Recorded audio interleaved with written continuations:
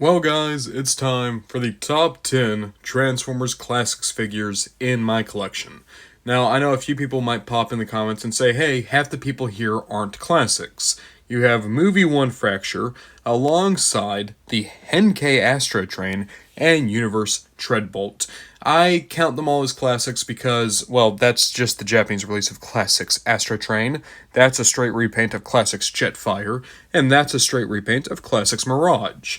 Were Classics to be extended past their first year, I don't see a reason as to why these wouldn't have all been included in the Classics line as opposed to the Universe line. And before anyone says that's a movie character, we know that that was actually from a wave made for Universe that was sent over to the movie because Hasbro needed more toys for that line. So, through a couple of blurring of lines, I feel comfortable saying that these are all really classics figures, and it's going to allow us to talk about one of the most important toy lines of all time. Everything you like in Transformers today, in terms of generations and pulling from older series, giving them new figures, a lot of that's from Classics. Classics was the first big attempt from Hasbro specifically to recreate G1, and it is still some of the most interesting Transformers of all time, and is the reason as to why we got one of the most articulated robots ever, hello Mirage, one of the most repainted molds ever, hello Starscream, a figure that would go on to inspire Combiner Wars aerial bots, hello Astro Train, and of course, our first real attempt to recreate G1 Optimus, hello Optimus. I love the Classics line, and now we're going to go through my top 5 Classics figures in my collection. At number 5, it's Universe Treadbolt. I still need to get Classics Jetfire, but I love this mold, especially when you put it in the Blue Angels colors with the blue and the yellow. Incredible. But the reason I like this figure so much, options. So you know Siege Jetfire, you know Thrilling 30 Jetfire, how you have all the different add-on parts? Well, not to brag or anything, but take those off, take off this jetpack, take off this mask, collapse the legs. That's right, they gave you two options. You're going to have Skyfire or Jetfire. This was the first figure to ever have that gimmick, and now it's so universal, it's weird to see a Jetfire that can't do both. And even though some have done it better, I still think that Thrilling 30 is the one to have done it the best. I still love all the options you get with this figure. And this new paint job is so slick, man.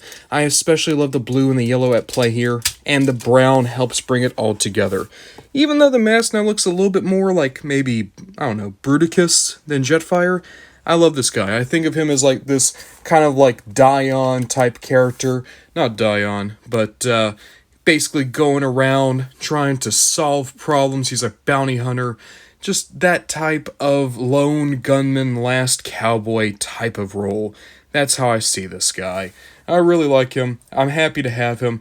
I wish he wasn't so back heavy. Yep, there he goes. But that's part of the glove, part of the game, when you have such a massive backpack.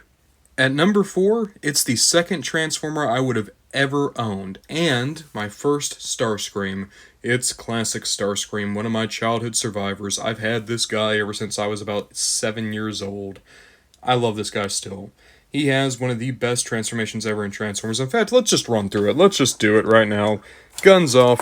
And the thing about this, right, is the paint and the sculpting are so great, but I love that the deco isn't just G1.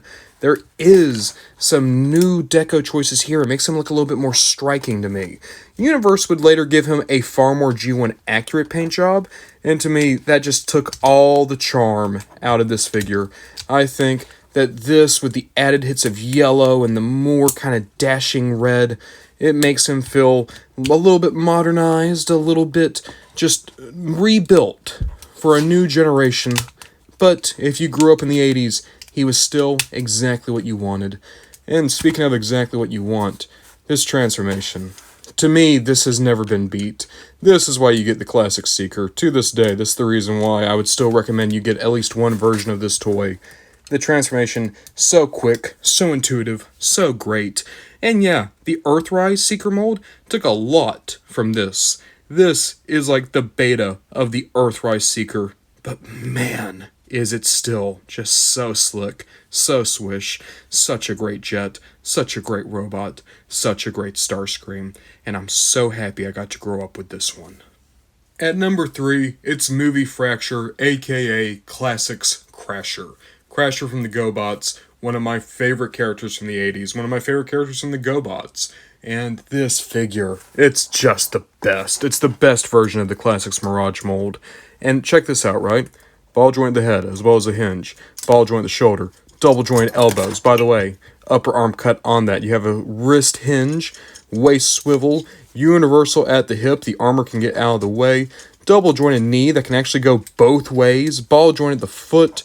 This is the best articulated Mirage ever. And I know some people don't like the design. I get it. It's not exactly what we'd expect. He's a very, very thin, gangly sort. But that doesn't change the fact that I just adore this mold. I would love to get it as Mirage. That's still the Mirage I'd really like to have in my collection. But it's honestly better as Fracture. It really is. If you're a fan of the GoBots, or even if you don't like the GoBots, but maybe you just want a cool Decepticon to add to your shelf, Fracture is always such a welcome addition to any Transformers collection. I would wholeheartedly recommend her, and quite frankly, if this was an objective list, she is number 1. She's a Classics toy that still hasn't been outdone. There's never been an F1 racer that is as well articulated as this figure. But personal nostalgia makes it to where 2 figures outrank her, even though I acknowledge this figure is just spectacular, an absolute dream of a toy. At number 2, it's Classic Skywarp. I've told this story a few times, but it would have been Christmas of 2008 that my mom got me Classic Skywarp and Classics Optimus Prime. Notice I did not have a Classics Magnus. Both these guys were secondhand. From what I can understand, a neighbor kid probably got bored of them and the parents gave them to my mom gave them to me. But they were some of my childhood toys, some of the only childhood survivors. And I remember Skywarp. When I got Skywarp, I didn't even know who Skywarp was. So I saw this jet, this beautiful looking jet, with the great jet mode. And I honestly thought Skywarp was supposed to be Starscream's girlfriend, which later on in Transformers Animated there'd be Slipstream, so I kind of felt like I kind of came up with that idea on my own, saw it in the show, and that was cool. But Skywarp is still just such a great looking toy. This is still my favorite Skywarp.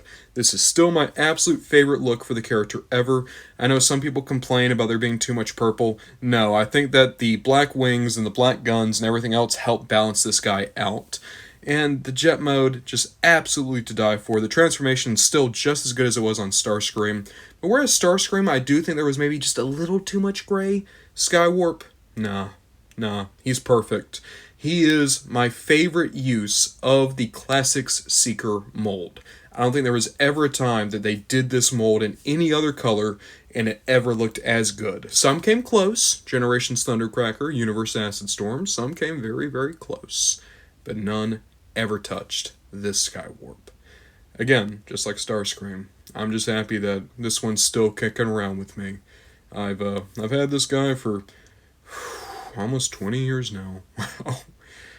Those guns aren't original, I'll tell you that much, but the body is, and 20 years with Skywarp, 20 years with Starscream. It's going to be 20 years with my number 1, too. At number 1, it's my childhood Optimus. I mean, how could it not be, right? To this day, this is my favorite Optimus Prime design. The only one that comes close is Armada Optimus. And I think that this is still a great Optimus Prime toy. The articulation is a little bit lacking by today's standards, and I know some people get annoyed with the kibble, but God, this guy, such a great chunky Prime. And I remember getting him for Christmas, and just the joy, the absolute delight I had for this figure. I do have both guns. I don't have one of the guns right now. I think it's over on the shelf I keep this Optimus on with my other childhood toys. But there's such a presence to this Optimus. This is the Optimus I see when I close my eyes. This is the Optimus that, when I was a kid, all my play scenarios was built around. This was the Optimus that made me love Optimus Prime. I can't look at this guy objectively. I think the truck mode is incredible. I think the transformation to get there is flawless. I think the robot mode is without equal. There's not a single Optimus Prime that will ever make me feel the same way I feel about this Optimus. And it makes me want to recreate my top 10 Optimus Prime video, because some people have gone back to watch it and asked, why is this Optimus so low? And it's embarrassing for me to admit it, but I feel like I've grown as a reviewer. Even over this past year, I've grown. When I made that list, I was so desperate for validation that I chose popular picks for Optimus to try to be the top ones in my list. And I was doing my best to make people essentially say yeah, I totally agree. And it's only as time's gone on and the channel's grown and people have, affirmed to me that it's okay to not be just like every other reviewer on YouTube, that I can now comfortably say, yeah, this guy is my favorite Optimus. I don't care if he's not the pitch perfect Optimus Prime. I don't care if he's not high end. I don't care if he's been replaced by so many people. There's never been an Optimus Prime as good as this Optimus Prime to me. There's never been an Optimus Prime that's made me as happy, given me as many memories, been with me through as many bad points as this Optimus Prime. This was an Optimus Prime that, when I was in some pretty bad spots as a little kid, and I was scared or I was sad or I was just not doing good, I would hang on to this Optimus Prime. I'd go to sleep with this one in my arms. I'm breaking the format of these lists just a little bit. Unfortunately, Fracture is not going to be here for the top 3. The reason these 3 are all together here, though, these are childhood survivors of mine. They made it through. They made it through when so many other figures didn't. When figures I loved, honestly, even more than these guys, like my movie Cliff Jumper, these guys made it. These guys made it through some pretty bad years with me. I love these guys. I keep saying that. I keep just saying, man, I love these guys, and it's not the most interesting dialogue in the world, but I realize only after I started making this is the first time in any of these lists where it's like, wow, a whole lot of my childhood robots are all going to be on this list together. And specifically, these are guys that made it through. They survived. My second Transformer ever, and 2 Christmas gifts from my mom. They're special to me. There's never going to be an Optimus or a Skywarp or a Starscream that's ever going to make me feel like these guys do. And even if there are Starscreams that I like more, even if there's Skywarps that I pose more, even if there's Optimus Primes that I put with the main collection, these three got me through. I love them. I love them, I love them, I love them, I love them. And sometimes a kid just needs a favorite toy like that. They could be the Woody and Buzz and Jesse to my Andy. And I think that's a good spot for them.